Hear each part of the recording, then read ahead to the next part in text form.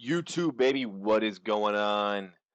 We have a mock draft review. Cynthia Frelund, 2023 NFL mock draft. Her first one, Cowboys select Bijan, Saints snag a QB. So I'm going to give you a little background information. I did not read any of this mock draft, but I did drop down here and read what she had here. Um, she does her mock drafts a little differently. She is the one that calculates the win percentage, the win totals, all of that. Um, so with that being said, right here, she always does her mock drafts a little differently from traditional method in that my team prospect pairings are based on optimizing for wins in the upcoming season in a structured way. Here's the quick look. All right, so her quick look at her process is she takes the best available information about free agency right now. Not much more than we know about player contracts to predict player market value. We really don't have a lot of free agency news right now.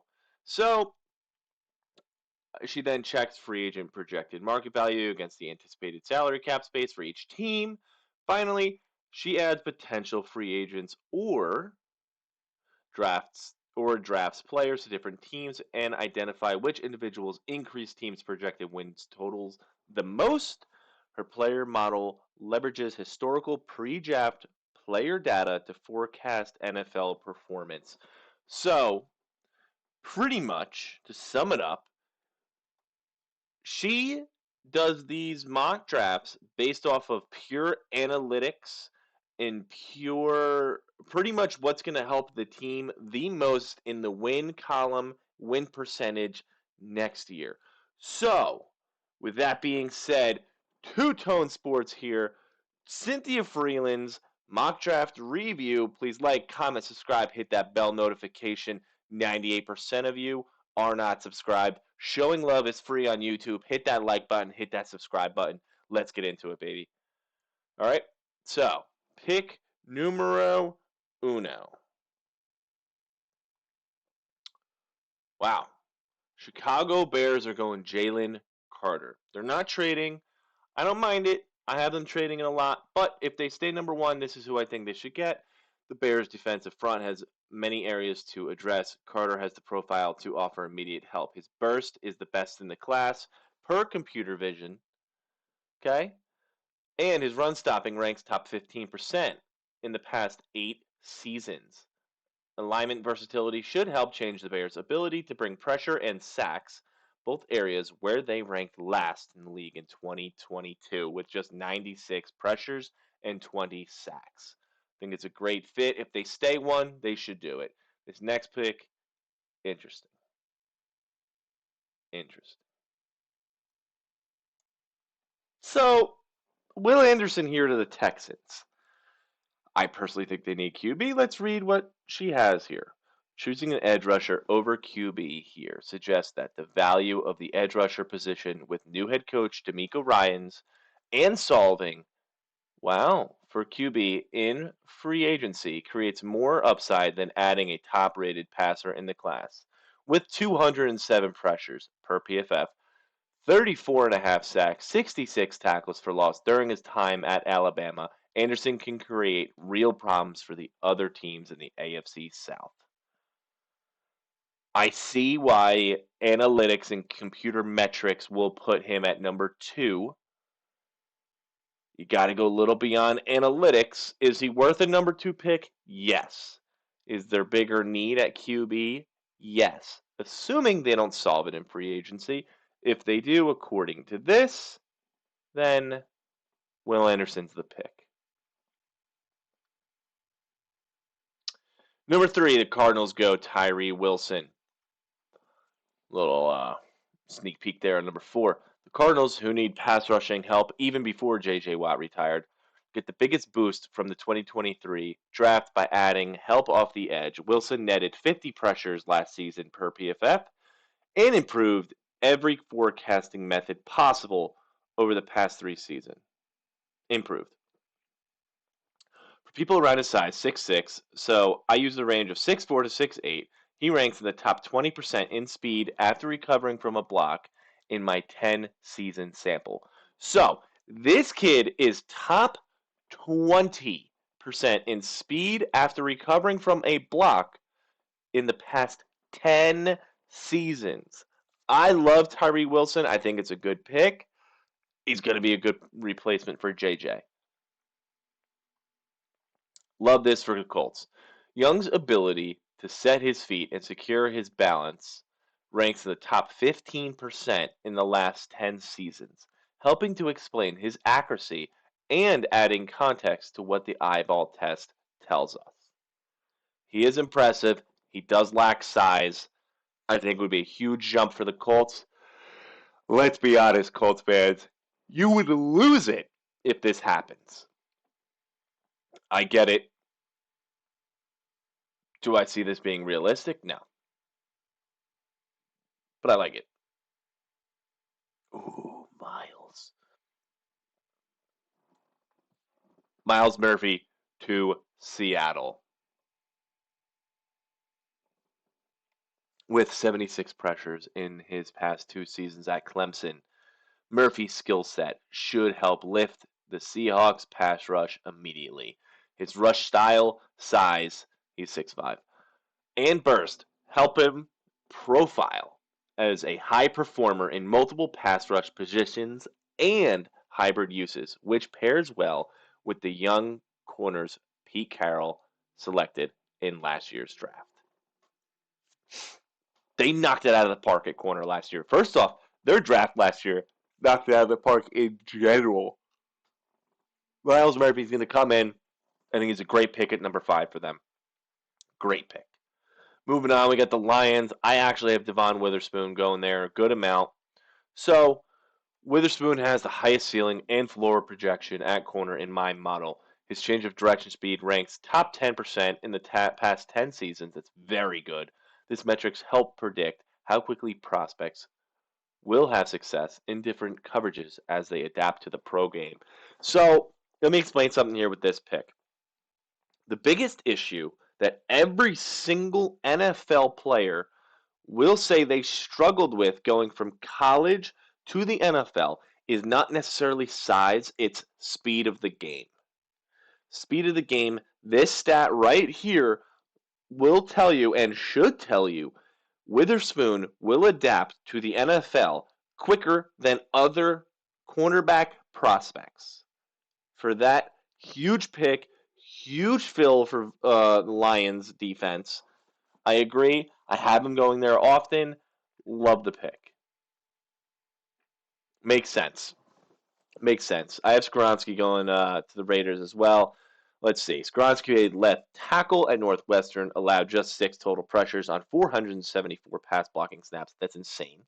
While left tackle is not the most vulnerable part of the Raiders line, adding the former Wildcat would upgrade the whole line, whether they play him on left edge or the right or even at guard. Skoronski is very good. He's got very good technique. Their offensive line is rough. Rough. I agree with Cynthia. Ooh, what a pick. Even though they came out and said that they would like to stick with Ritter, says it right there. Let's read it. My model seemed higher on Stroud than other people's. It's possible after the 2023 Combine that he becomes my top-rated QB in the class, especially after I get the chance to watch more film with some of my evaluators who can help explain lingering questions I have about the former Buckeye. Why do my models love him so much? Well, strength at the point of release, okay, stable base even under pressure, combined with accuracy and decision making in a system like Arthur Smith's, where the run concepts lead the way, Stroud's value is amplified. It could be tough to pass up on him even with Arthur Blank, the owner, recently expressing confidence in the 2022 third-round pick Desmond Ritter.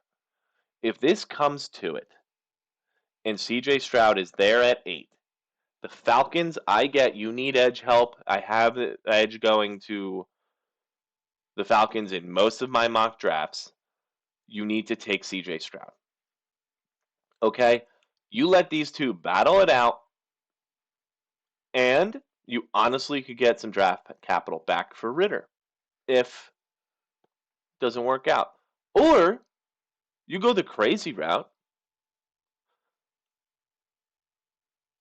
and you can even shop CJ Stroud at that point. Would you? Probably not. But the value is here, and I get why the Falcons would take him. Panthers taking Will Levis. So, I just got done saying how much I like CJ Stroud's reliability, but Levis actually has the highest ceiling amongst the QBs I evaluated so far. And that's despite not being particularly reliable in terms of turnovers. The reason the Kentucky product could work well in Carolina is because the Panthers have the pieces in place to maximize Levis's pressure, evasion, and ability to throw on the run while he learns to avoid costly mistakes. I think it's a great fit for him. Do I think he will be there? No. Fit wise, yes, I totally agree. I don't agree with the highest ceilings among the QBs. I don't. I think the highest ceiling, and I'm talking about absolute perfection in training, technique, revamping a player, is Anthony Richardson. I do have him probably second. I have Stroud third. So we see a little difference there, but love this. Love this pick. Love Lucas Van Ness. My models don't forecast the Eagles keeping their defensive front intact this offseason, even with the large increase in the 2023 salary cap. Van Ness, whose resume includes 46 pressures on 271 pass rushers in 22, has the second best burst at the position in the draft class. Van Ness is just a hell of a fit for the Eagles. He belongs there. He's got the Philly mentality. I think it's a great fit to that line. I think it's good value too at 10. I think he goes here. I do think he belongs here. Whoa. I don't agree with this. I know you need some tackle help. That's why I'm a little concerned about this, but whatever. Let's see. Oh wow. I'm surprised to see my model didn't select an offensive lineman or even a wide receiver here. Porter has great press man profile with the size 6'2", 194 to handle what AFC offers in terms of wide receiver ones. Per PFF, he's allowed just 143 total yards in 10 games. That's crazy numbers. Do I think he's the number two? Yeah, I love Christian Gonzalez. I really want to see what Cynthia has to say about Christian Gonzalez. But wide receiver and tackle are definitely a bigger need. So I don't agree with this. I like him, but I don't agree with this. But you're also surprised here as well. So we'll leave it at that. Big Jordan Addison, not really that big, but yeah. First wideout off the board and to a team I would have guessed would have gone QB. If this is how this plays out, they need to go QB here. We're not going to go there. Model gives the Texans the best chance for immediate success by signing a veteran QB and using their second first round pick to bolster the receiving core. Addison, my highest ranked wide receiver, in part because his route tree profiles to be strong right away, meaning the training wheels will come off faster. Yeah, his routes are crisp. He's got a lot of routes he can run. I agree the QB would have to go here or the first pick, realistically the first pick, but I like them going wide receiver with their second pick. Oh man, do I have Paris Johnson there often. Paris Johnson to the New York Jets. Johnson, 6'6", 310, allowed 0 sacks and just 14 pressures on 449 pass rush blocks last season per PFF. Whoever the Jets have at QB next season will greatly appreciate having him on board. He's big. Big. 0 sacks.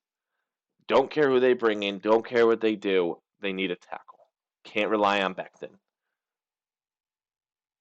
Have this happening often as well. I like this.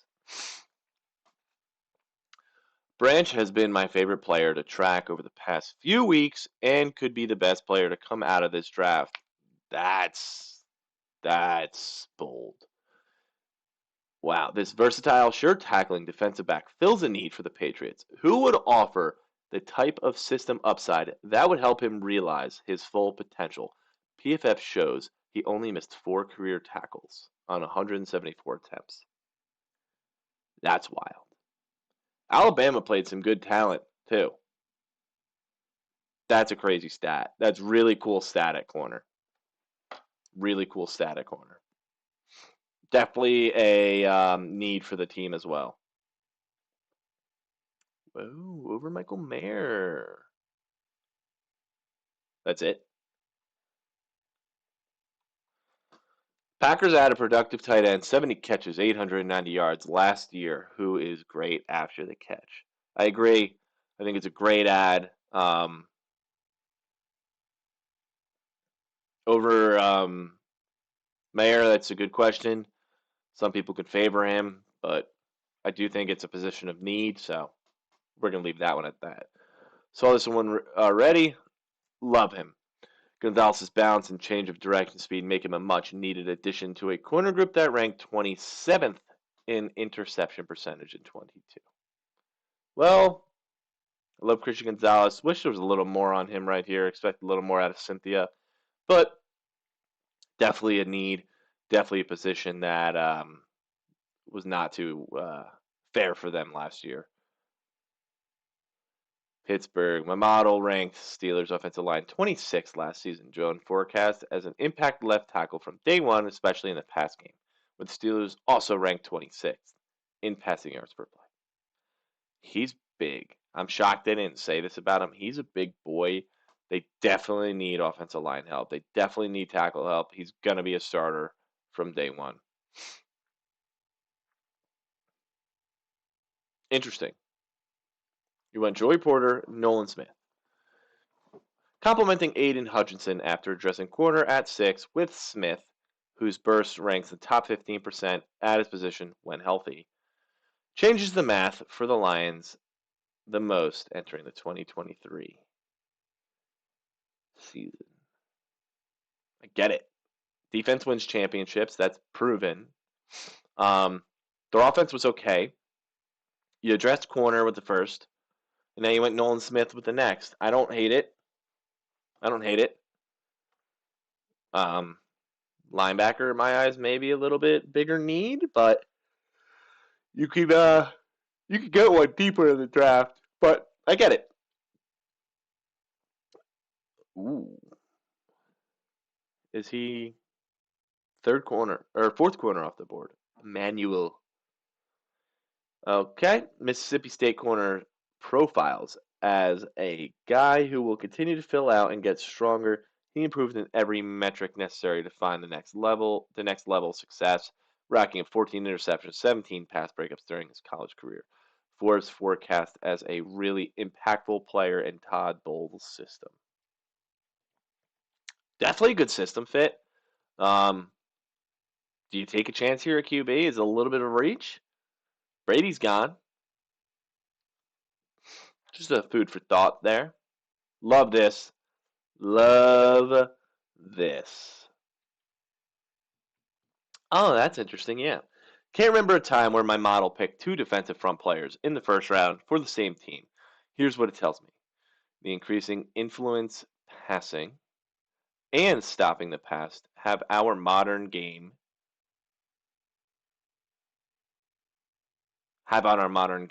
Breeze can generate pressure from different alignments, and the fastest route for Seattle to win the challenging NFC West is by improving its defensive front. If you have a dominant defensive line, you stop the run game, you stop the passing game, you make it very, very uncomfortable for opposing offenses. It's a tough day of work. It's going to be a tough Sunday for the other team. Love the pick. Let's see what Michael Mayer has to do for the Los Angeles Chargers, baby. Love my Los Angeles Chargers. Would love this if Pipkins doesn't come back. Would really like a right tackle. But I like this. My model loves a run-blocking tight end. Mayer is a versatile player who is effective in both pass and run-blocking phases. He should not only help Herbert, but Eckler as well. I like him. He's big. He's big body. He can run. He could run block. He can do it all at the tight end. Honestly, he really can do it all. Whew. Interesting. I don't know if I have him falling this far, but if he does, they're going to scoop him up. He's a great fit for the Ravens. Take a second and call up some highlights of Johnson running deep crossers. They're awesome. His speed on deeper routes is consistent and would create space for guys like Mark Andrews to operate. I'm very high on this guy. A lot of people are not. They keep quoting the national championship game of him having 3 yards. He was open in that game. They couldn't get him the ball. I think this is a great pick for the Ravens. Kelee Ringo. Vikings secondary could benefit in particular from Ringo's change of direction. Speed.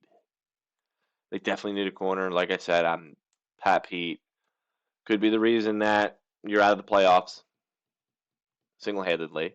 Kelee Ringo's good. He got burnt a little bit this year, but definitely good fit for Minnesota. I like the pick.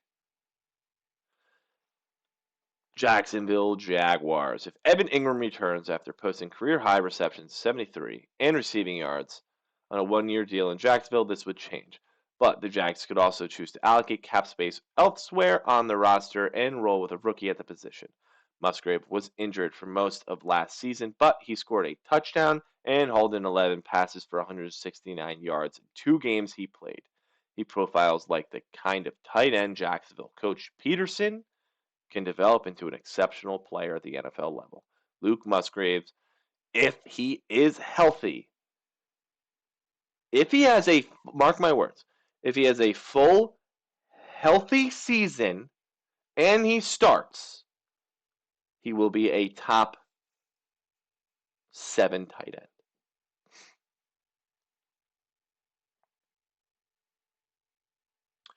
Zay Flowers. Flowers lined up out wide on almost 2/3 of his snap at Boston College. While that may not be how he's used at the next level, he has the speed and route traits that Giants coach Brian Daboll could use on 3rd down specifically. Daboll won Coach of the Year. Congrats to him. Zay Flowers is going to fly up people's draft boards. He already is, but man, is this kid going to fly up draft boards once he has his combine. I mean, insane. Insane. Very good after the catch. They need a receiver. Dallas. Bijan. We knew that by the title. You might be surprised to see a running back here, but it's unlikely that Zeke, who's owed no more guaranteed money on his contract, and pending free agent Tony Pollard will both return to Dallas.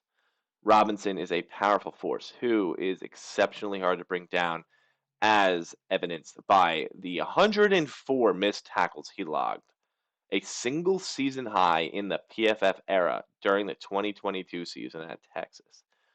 Great fit for them, not the biggest need. He's a dog. He's going to be so fun to watch. Bills go Cyrus Torrance. Bills use a wider offensive line formation, more spread apart, and addressing the interior would really give a boost to the running backs and Josh Allen on the ground. In addition to fortifying the pass game, Torrance has massive size, 6'5", 340, to create problems for interior pass rushers especially. I think it's a good pick. I think they need help. I think it's something they need to do. Definitely something they need to do. I would love to see them add somebody to that offensive line and somebody to that defensive line and secondary in this next year's draft. Priority secondary and offensive line, they could flop depending on what you see value in 1 and 2 rounds. But yeah. And a receiver, you can go 3 or 4. Love Anton Harrison.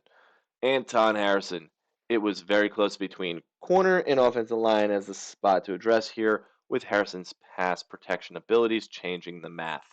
Harrison allowed just 9 pressures on 425 pass blocking snaps. I keep saying you need to give this man respect. He is disgusting at pass blocking. You need to give him respect. I get it. You got La'el Collins. You did all this. None of them could stay healthy for some reason in Cincinnati. Just please, please add to that offensive line. Everybody wants to see the Bengals with a truly healthy offensive line. Please.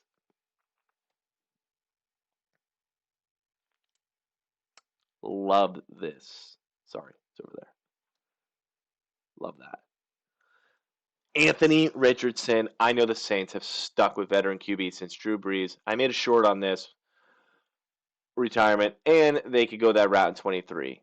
But Richardson's upside down, and the cap-friendly rookie deal he would be on would be worth the 29th overall pick. Richardson's scrambling and rushing abilities differentiate him from the other top QBs in this class. He's a project. He's got a cannon. He's a project. He needs to throw the ball better. He needs to get better form. He needs to get better footwork. Develop this kid, and you're going to get something special. Derek Hall. Little surprised to see edge as the position to address here, but Hall has some traits that work well with the type of defensive coordinator Steve Spagnuolo operates, especially his speed on the perimeter, though he has potential versatility as well. Derek Hall's a good pick here. I am a little shocked as well. But I get it. I get it.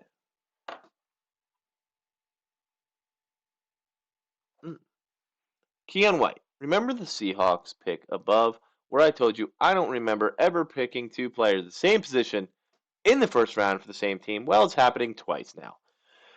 Mostly because the Eagles rotate a lot, and also because the pass rushing value is so important, and they can lose pass rushers in free agency. White has great recovery speed, allowing him to resume rushing again after being blocked.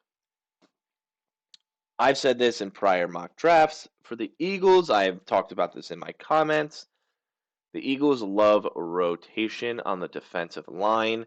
They love to keep some fresh bodies in there. I don't see this as a problem. Maybe depending on value here, you could go corner, you could go safety.